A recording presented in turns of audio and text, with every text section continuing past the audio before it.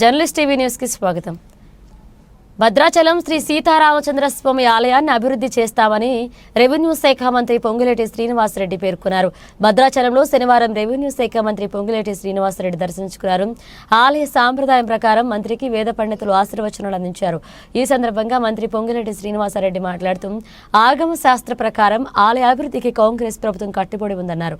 ఇప్పటికే రాష్ట్ర ప్రభుత్వం 64 కోట్ల రూపాయల నిధులను మంజూరు చేసిందన్నారు.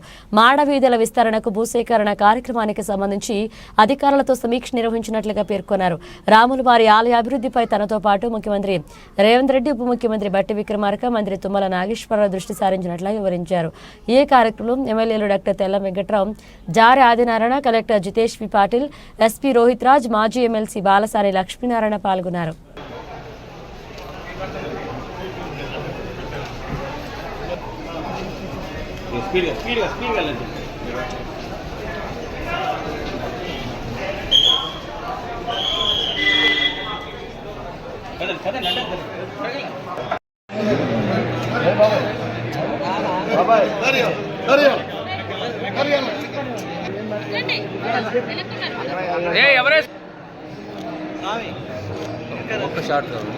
కొంచెం ముందుకు రండి, కొంచెం ముందుకు రండి.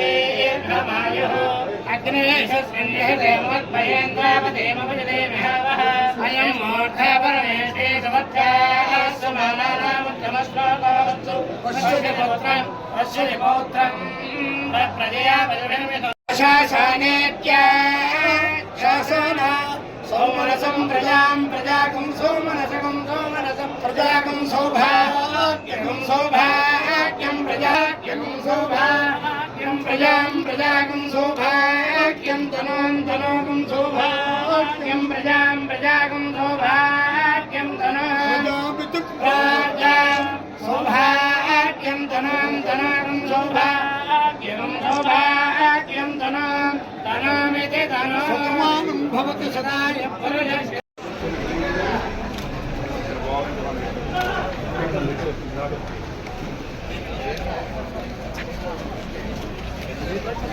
ఆగమ శాస్త్రం ప్రకారం ఆగమ శాస్త్రానికి సంబంధించిన ముఖ్యులు సూచనలతో ఈ భద్రాచల పుణ్యక్షేత్రాన్ని అభివృద్ధి చేసే దాంట్లో భాగంగా ఈరోజు స్వామివారి దర్శనం అయిన తర్వాత స్థానిక అధికారులతో చర్చించాం.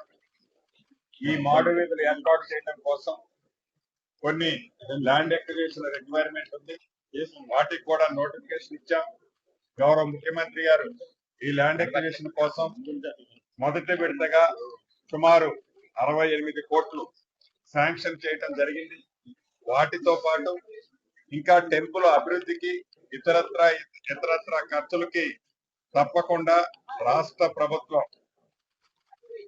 స్వామివారి కార్యక్రమం చేయటం కోసం తప్పకుండా నిధులు ఎంత ఇబ్బంది రాష్ట్ర ప్రభుత్వానికి ఉన్నా రాముల వారి పుణ్యక్షేత్రాన్ని అభివృద్ధి చేసే దాంట్లో ఈ ఇందిరమ్మ రాజ్యంలో తప్పకుండా శ్రద్ధ స్థానిక మంత్రులు, డిప్యూటీ సీఎం గారు బట్టి విక్రమార్క గారు, మరొక సహచర మంత్రివర్యులు తుమ్మల నాగేశ్వరరావు గారు, నేను, స్థానిక ఎమ్మెల్యేలు ఉన్నారు. అందరం కలిసి ఈ టెంపుల్ ని అన్ని రకాలుగా అభివృద్ధి చేసే కార్యక్రమాన్ని చేపట్టడం జరిగింది. తప్పకుండా రాబోయే కొద్ది రోజుల్లోనే ఈ టెంపుల్ కు సంబంధించిన అన్ని వివరాలతో మరొక్కసారి చర్చించుకుందామని తెలుపుతూ సెలవు తీసుకుంటాం.